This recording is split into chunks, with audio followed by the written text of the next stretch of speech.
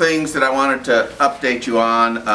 When I drafted the report, I had not met with, one of the things that we had talked about previously was that since the county had rejected our request for any type of local funding, that we think go to our state representatives, Mr. Albritton, who is our state representative, and Mr. Galvano, who is our local senator, to see if there would be some interest in supporting a local bill that would allow us to amend our enacting legislation that gives the district and creates the district taxing authority. So then at that point in time we could ask for a referendum to have our own taxing authority.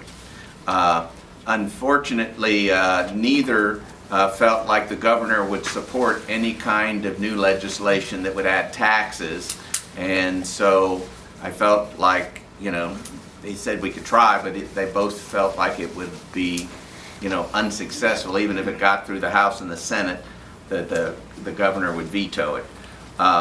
So subsequent to our meeting with the county and our board meeting in June, Janie and I met with Guy Maxey and Jim Self and some people from the city and a few other people from the county, with respect to where should we go from here, with respect for any other type of non-operational funding. At the meeting in June, there appeared to be some interest in the sales tax. Jim asked that basically the county was having to deal with their own budgeting issues, and that they felt like they were going to be very busy for the next several months, and that since there was not a general election in November, that it may be more appropriate to approach them in January regarding it would be an ordinance to have an indigent care sales tax that would get us to a referendum. So, all the county could do would be to approve actually I take that back. There is a status that may be, we might have been successful to get a sales tax if they had a super majority, but there's a question on whether or not we as our public entity would meet the requirements to be in that type of sales tax. The other sales tax requires a referendum. So the bottom line is that Jim said, if you didn't mind, let's wait until January, because we probably can't do anything until next election cycle anyhow. So we said that that would be fine, and so our plan would be to go back and speak with those people with respect to asking them to at least put it on the ballot and let the people decide. So unfortunately, that's where they are with respect to any type of non-operational revenue. We actually spoke with the USDA, who holds our mortgage this week. Dan was correct, and I have to give Dan credit for this, that he said, why don't we ask him what that reserve fund is actually for?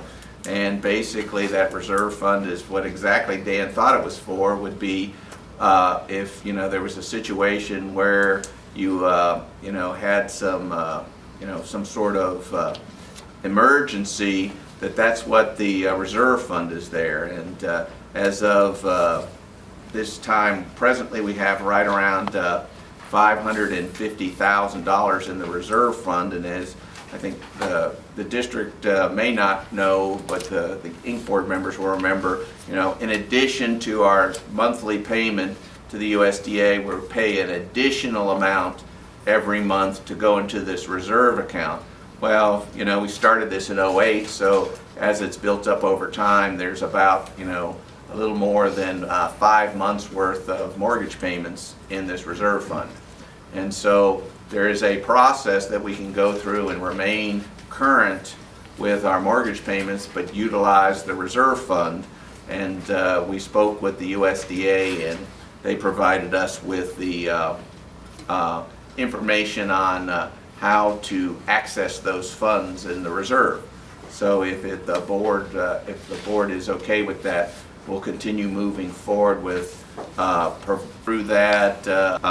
If the board has any questions on that, I'll be happy to answer them. But that was one of those things that, you know, we had discussed it at the last meeting, and you know, and so we went ahead and spoke with the guys at the USDA, and actually the guy that's been with them the whole time, Michael Langston, is, you know, been handling our account. While there's been other people, he's still like the guy that we're supposed to go to, and so you know, we actually, you know, had the conference call with him yesterday.